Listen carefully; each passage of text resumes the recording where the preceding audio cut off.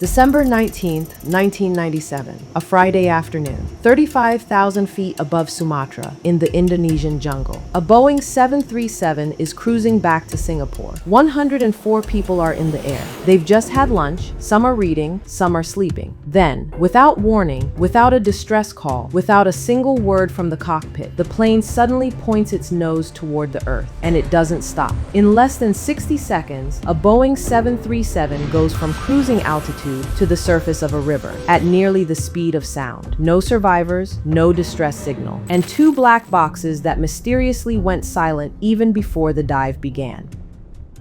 This is the story of one of the most controversial aviation mysteries ever to come out of Southeast Asia, and a question that two governments could never agree on. What or who killed everyone on that plane?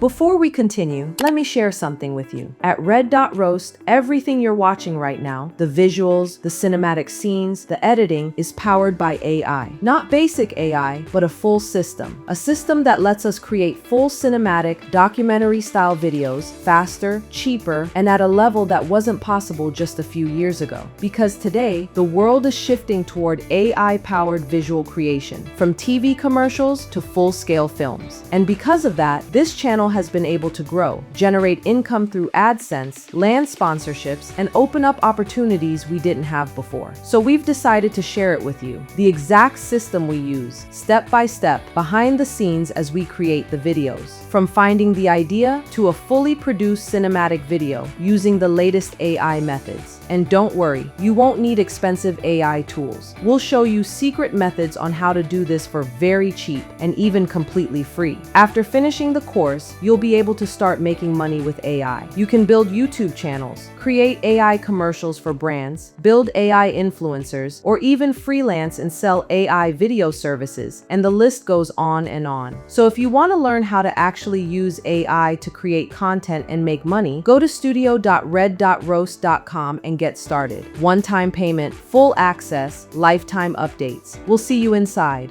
Jakarta's Soekarno-Hatta International Airport, December 19th, 1997, 3:22 p.m. SilkAir Flight 185 pushes back from the gate. Destination, Singapore Changi Airport. A routine regional hop, 1 hour, 40 minutes. The kind of flight that airline crews do in their sleep. On the flight deck was Captain Su Wei Ming, 41 years old, a former Republic of Singapore Air Force pilot with over 5,000 flight hours and a clean record with SilkAir. Beside him, First Officer Duncan Ward, 23 years old, from New Zealand, still accumulating the hours and experience that a career in aviation demands. Behind them, 5 Singaporean flight attendants, and beyond the galley curtain, 97 passengers from 14 countries. The majority were Singaporeans, many of them heading home after the weekend. There were also Indonesians, Malaysians, Germans, Australians, Americans, and others. The takeoff was normal. The weather was clear. Air traffic control cleared them to cruising altitude, 35,000 feet. Everything was textbook. For the next few minutes, nothing changed. The crew checked in with air traffic control, reported their positions, and at 3:53 p.m. confirmed they had reached their cruising altitude. Smooth air, clear skies. A flight is going exactly as planned. At 4:10 p.m., Jakarta Air Traffic Control came over the radio with a routine instruction. They told the crew that the plane was now passing over Palembang, a city in South Sumatra, and that once they reached their next navigation point, they should switch over and check in with Singapore Control. First Officer Duncan Ward acknowledged the call. That was the last time anyone on the ground ever heard a voice from Flight 185. Minutes later, on radar screens in Jakarta, the signal from Flight 185 began behaving strangely. The plane was no longer maintaining altitude. It wasn't descending the way a plane descends on approach, gradually, controlled, deliberate. It was dropping, fast, steep. Controllers tried to make contact, no response. They tried again, silence. Then the radar contact disappeared entirely. Somewhere over the jungle of South Sumatra, above a wide river called the Musi, Flight 185 was gone.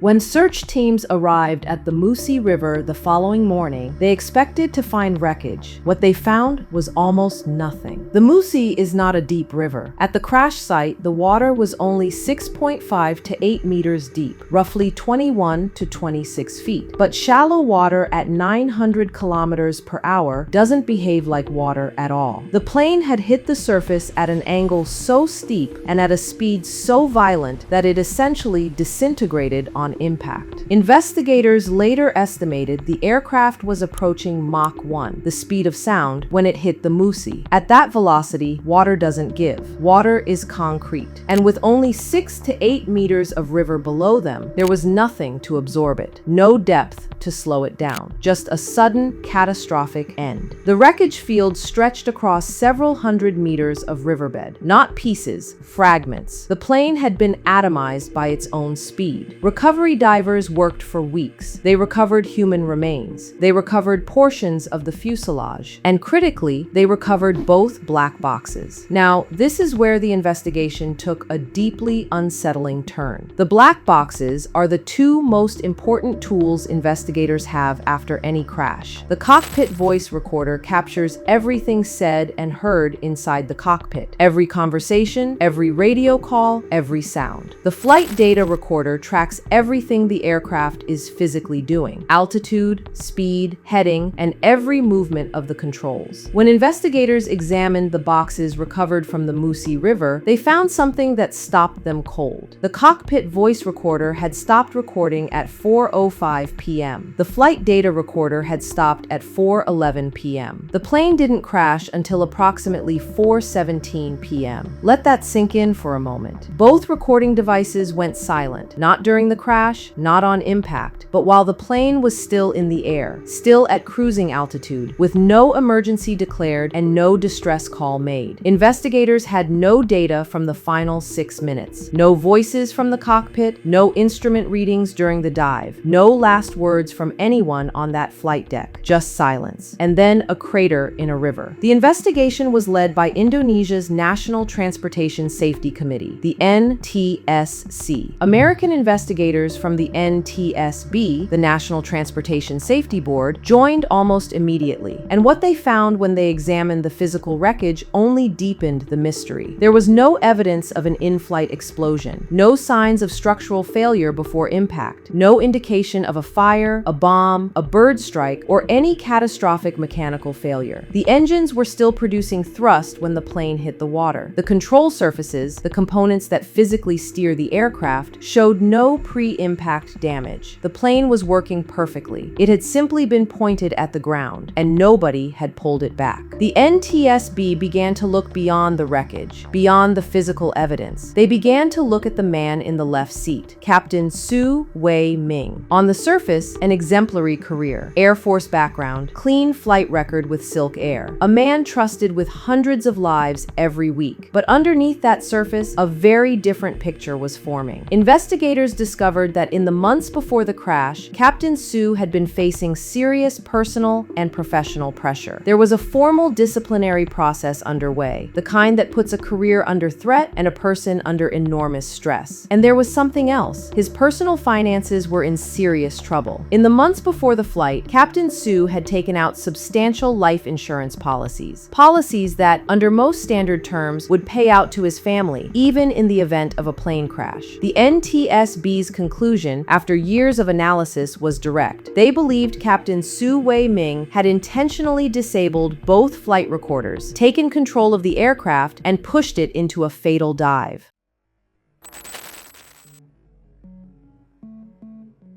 Here's where the story gets complicated because not everyone agreed. The American NTSB released its findings and stated with high confidence that the most probable cause of the crash was intentional pilot action. They cited the disabled recorders, the financial pressures, the insurance policies, the lack of any mechanical explanation, and the physics of the dive itself, which they argued could only have been initiated and sustained by someone deliberately at the controls. The dive was so steep, nearly 90 degrees at points, and the aircraft accelerated so rapidly that investigators found it almost impossible to explain it as an accident. A pilot incapacitation, a heart attack, a sudden blackout might cause a plane to drift, to roll, to lose altitude gradually, but not this. Not a near vertical plunge from 35,000 feet at close to the speed of sound. And yet, Indonesia's NTSC reached a different conclusion. After their own investigation, the Indonesian authorities declared the cause of the crash to be undetermined. They could not rule out a mechanical failure. They pointed to earlier reported issues with the 737's elevator system, the component that controls the nose-up, nose-down movement of the aircraft. They were not willing to name a dead man as a murderer without absolute proof. And that raises a question that aviation investigators still wrestle with. How do you prove intent when the recorders are silent, when there are no witnesses, and when everyone who knows what happened is gone? If the NTSB was right, then Duncan Ward had no idea what was happening until it was far too late. He had been sitting beside a man who had already made his decision. That thought alone is difficult to sit with. The families of the 104 people who died that day were left with something perhaps harder than grief alone. Two official investigations, two different conclusions, and no shared truth to hold on to. To this day, no government has ever issued a definitive, universally accepted explanation for what happened on that flight. As for SilkAir, the airline continued flying for another 24 years after the disaster. They never publicly accepted the NTSB's findings, and Singapore's government largely stood behind Indonesia's verdict of undetermined cause. In 2021, SilkAir was quietly absorbed into Singapore Airlines, its parent company, and the SilkAir name disappeared from the skies entirely. But in aviation circles, the name SilkAir was never entirely free of the shadow that Flight 185 left behind. In March 2014, 17 years after SilkAir 185, Malaysia Airlines flight MH370 disappeared somewhere over the southern Indian Ocean with 239 people on board. No wreckage was found for months. The black boxes were never recovered, and the cause, to this day, remains officially undetermined. But investigators who studied MH370 almost immediately pointed back to SilkAir 185. The similarities were hard to ignore. A plane that deviated dramatically from its course. A captain whose personal life, under scrutiny, raised uncomfortable questions. A crash that produced more questions than answers. In 2015, the co-pilot of Germanwings Flight 9525 locked his captain out of the cockpit and deliberately flew 150 people into the French Alps. The world was shocked. But aviation investigators had seen something that looked disturbingly similar 18 years earlier over the Musi River. These cases forced an industry-wide reckoning. Pilot mental health, once treated as a private matter and largely ignored, began to be taken seriously. New protocols emerged. But the deeper question, how do you truly know what is happening inside a cockpit, inside a mind, at 35,000 feet? That question still does not have a clean answer.